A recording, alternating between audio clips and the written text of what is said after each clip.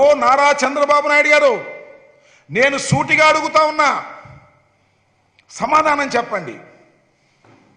68% BC, SC, ST, మైనారిటీలకు జగన్మోహన్ రెడ్డి గారు ఒక్కసారి అవకాశం ఇస్తే మంత్రివర్గంలో స్థానం కల్పించాడే. ఒక్క రోజైనా నువ్వు 68% కదా 50% ఇచ్చావే? నాకు అర్థం కాలేదు. ఎస్సీలన్నా, ఎస్టీలైనా, బీసీలైనా, మైనారిటీలైనా నీ పల్లకి మోసేవారే అనుకున్నావు తప్ప పల్లకి ఎక్కేవారు కాదని భావించినటువంటి దుర్మార్గమైనటువంటి పరిపాలన మీది చంద్రబాబు నాయుడు గారు. అందుకే మీకు 23 సీట్లు ఇచ్చారు. అది గుర్తుపెట్టుకోమని ఈ సందర్భంగా మనవి చేస్తున్నా. 3 సార్లు ముఖ్యమంత్రిగా చేశారు, 14 సంవత్సరాలు ముఖ్యమంత్రిగా చేశారు. పేదవాడికి ఇళ్ల పట్టాలు ఇచ్చినటువంటి సందర్భాలు ఉన్నాయా? ఎస్, నేను చెప్తున్నా, జగన్మోహన్ రెడ్డి గారు ఒక్కసారి అవకాశం ఇస్తే ఈ రాష్ట్రంలో 30 లక్షల మందికి ఇళ్ల పట్టాలు ఇచ్చినటువంటి ఘనత జగన్మోహన్ రెడ్డి గారికి దక్కుతుంది.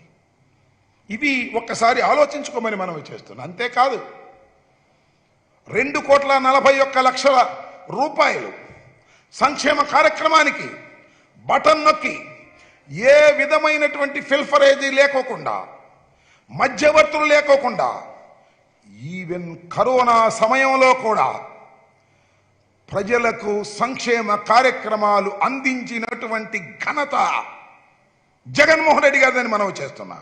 ఇవన్నీ చూసిన తర్వాత భయం పుడుతున్నట్టుంది చంద్రబాబు నాయుడు గారికి. మళ్ళీ తిరిగి వచ్చే అవకాశం లేదు. చాలా విస్పష్టమైనటువంటి అంశం ఇది. నేను మనం చేస్తున్న ఏనాడైనా చంద్రబాబు నాయుడు గారు 14 సంవత్సరాలు ముఖ్యమంత్రిగా ఉన్నారు, 3 సార్లు ముఖ్యమంత్రిగా ఉన్నారు ఉమ్మడి రాష్ట్రానికి. ఇక్కడికి ప్రభుత్వ పాఠశాలల పట్ల మంచి చూపు చూశారా? బాగు చేశారా? ప్రభుత్వ పాఠశాలను మూసివేశారు, ప్రైవేటు పాఠశాలలకు రాజమార్గం వేశారు. అలాంటి దౌర్భాగ్యమైనటువంటి పరిపాలన మీది. అందువల్లనే జగన్మోహన్ రెడ్డి గారు చక్కని పరిపాలన అందించేటటువంటి పరిస్థితికి వచ్చి ప్రజల కోసం పనిచేస్తున్నటువంటి ప్రభుత్వం కాబట్టి ప్రజలు జగన్మోహన్ రెడ్డి గారికి ఓట్లు వేయడానికి సిద్ధంగా ఉన్నారనేటువంటి అంశాన్ని మీకు కూడా తెలుస్తుంది. సహజంగా తెలవకుండా ఎందుకుంటుంది? మీరు కూడా సర్వేలు చేయించుకుంటారు కదా. జగన్మోహన్ రెడ్డి గారికి అద్భుతమైనటువంటి ఓటింగ్ పర్సంటేజ్ ఉందనేది విస్పష్టంగా అర్థమైన తర్వాత ఎవడు గెలుస్తాడు? పవన్ కళ్యాణ్ గెలుస్తాడా? లేకపోతే ఇంకెవడన్నా గెలుస్తాడా? అందరినీ కలుపుకుంటే ఏదైనా 4 సీట్లు వస్తాయని తాపత్రయపడుతున్నటువంటి దశలో ఇవాళ తెలుగుదేశం ఉన్నది. ఈ విషయం జనానికి అందరికీ అర్థమైపోయింది. మా మార్పుల మీద, మాకు సంబంధించినటువంటి అంతర్గత విషయాల మీద ఏదో బాధ గెలిచే విధంగా మాట్లాడటం చాలా దురదృష్టకరమైనటువంటి అంశమని కూడా ఈ సందర్భంగా మనవి చేస్తున్నా.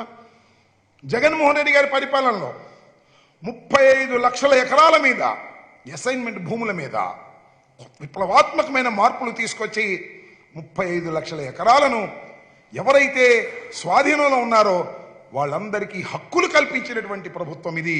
ఇలాంటి అనేక సంస్కరణలు తీసుకొచ్చినటువంటి ప్రభుత్వం ఇదని కూడా ఈ సందర్భంగా నేను మనవి చేస్తున్నాను.